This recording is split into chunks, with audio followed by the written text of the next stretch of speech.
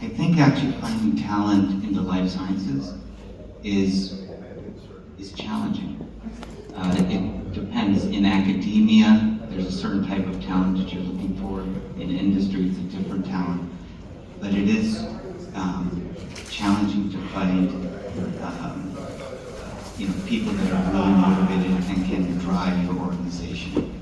So the way we've been doing it is, one, you have to build talent. So you have to have an ecosystem that builds talent. That's easy. That's kind of what the job of academia is.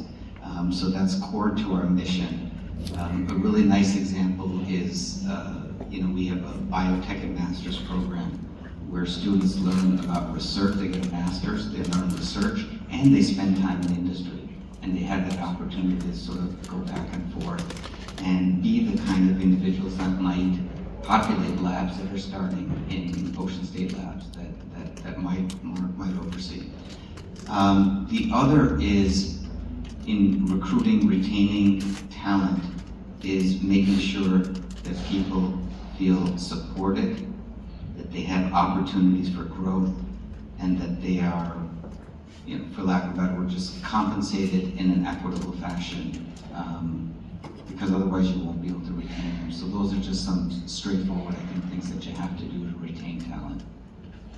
I think we are in a time period where talent is difficult, although I think that's where we as leaders, when we're trying to fill our teams, need to think a little bit out of the box. And if it's interesting, if we just look and say, well, we need a research and development person, and these are the characteristics and traits that we want in that person, it's going to be very hard maybe to find that particular individual. So I think, one, going out of the comfort zone and maybe bringing somebody in from another industry. It's interesting, a good portion of my background has been in the medical device space, and one of the best engineers that I ever hired was an auto mechanic. And he was an auto mechanic and came in and he brought a different way to think about things. And so that's one way to deal with the talent issue. I think one of the key traits, though, for me that I like to look for when I'm searching for talent is people that, and we've spoken about it, willing to take a risk, and people that will have the courage and conviction to kind of move forward with what needs to be accomplished, especially in the field of innovation, where there will be, as we spoke, failures. So, I think it's a little bit of both, of looking differently and then, really speaking with the individuals and trying to be sure that that individual is suited for the role that we want to put him or her into. It's interesting, I'm gonna give you a chance to answer, but it's interesting to hear you talk about struggling to find talent.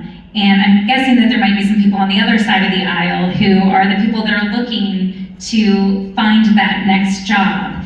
And you think about, can you go outside of the box when your resume gets put into some AI-generated formula, and if you don't meet all of the qualifications, how do you get a leader to see somebody that's not your stereotypical candidate? Part of Clearrock's business is outplacement, so we work with life sciences organizations that have had to reduce their force, and so we work with all the folks asking that same question. David talked about the importance of relationship building. I think the leaders, the hiring managers, including their partners in HR, need to be thinking, to your point, below the behaviors and look at the drives and the needs of the people that they want, right? There's assessments to do that, but that's also, what do you need from work here? And can my organization serve that need? What do we need from the person in this role, right? That's what we're looking for. So needs versus behaviors, because behaviors can change. Needs is what drives people's behaviors. And I think the second thing is, when we think about of leadership and talent, I'm going to proselytize for a minute, but I think what we need is to make sure leaders feel set up to be successful by giving them spaces to be vulnerable and to say, I don't know how to do this. I don't know how to look for talent. That's a very scary thing to say. But at